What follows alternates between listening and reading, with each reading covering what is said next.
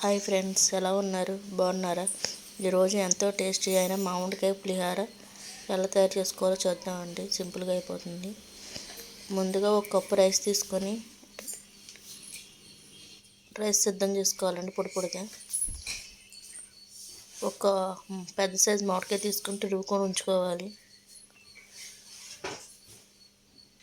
ఒక ప్యాన్ తీసుకుని ఆయిల్ పోసుకోవాలండి.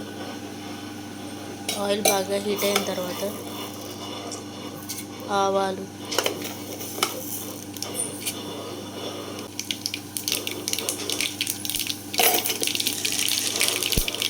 పచ్చనగపప్పు వేసి 2 నిమిషాలు ఫ్రై చేసుకోవాలండి. తర్వాత సాయిపప్పు కూడా వేసి ఫ్రై చేసుకోవాలండి. బాగా ఫ్రై అయిన తర్వాత ఒక పల్లీలు వేసుకోవాలండి. పల్లీలు వేసుకొని కలుపుతూ ఫ్రై చేసుకోవాలండి.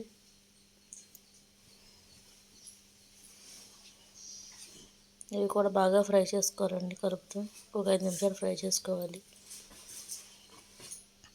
బాగా ఫ్రై అయిన తర్వాత పచ్చిమిరపకాయలు వేసుకోవాలండి. 4 బారుగా కోసుకొని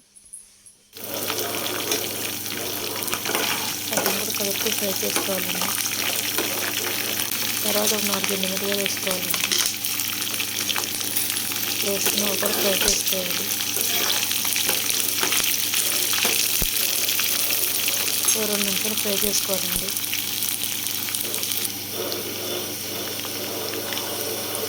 ఇంగువ వేసుకోవాలండి. ఒక 1/2 టేబుల్ స్పూన్ ఇంగువ వేసుకొని బాగా కలుపుకోవాలండి.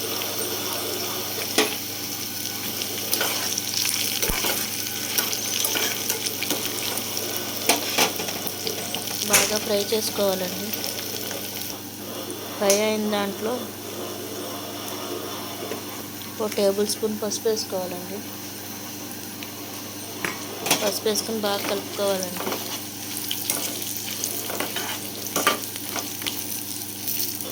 కలుపుకున్న తర్వాత కరివేపాకు శుభ్రంగా కలుపుకొని వేసుకోవాలండి. 2 గంటలు వేసుకుని కూడా బాగా కలుపుకోవాలండి.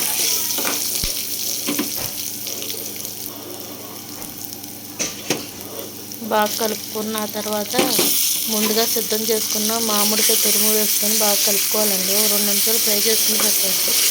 మామిడికాయలో ఉన్న పచ్చివాసన పోతుంది.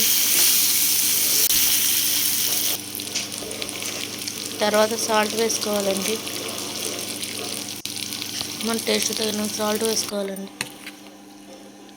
వేసుకుని కలుపుకొని ముందుగా సిద్ధం చేసుకున్న రైస్లో వేసుకుని బాగా కలుపుకోవాలండి.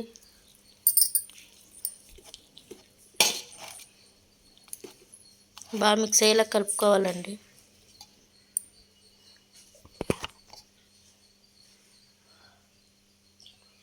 కొంచెం ఆవపిండి కూడా వేసుకోవాలండి. 1 టేబుల్ స్పూన్ ఆవపిండి వేసుకొని బాగా కలుపుకోవాలండి. ఆవపిండి వేయడం వల్ల పులిహోరకి మరింత టేస్ట్ యాడ్ అవుతుందండి. అంతేండి, బాగా కలుపుకుంటే ఎంతో టేస్ట్ అయిన పులిహోర రెడీ అయ్యిందండి. ఒకసారి మీరు కూడా ఇంట్లో ట్రై చేసి చూడండి. నచ్చితే లైక్ చేయండి, షేర్ చేయండి, కామెంట్ చేయండి.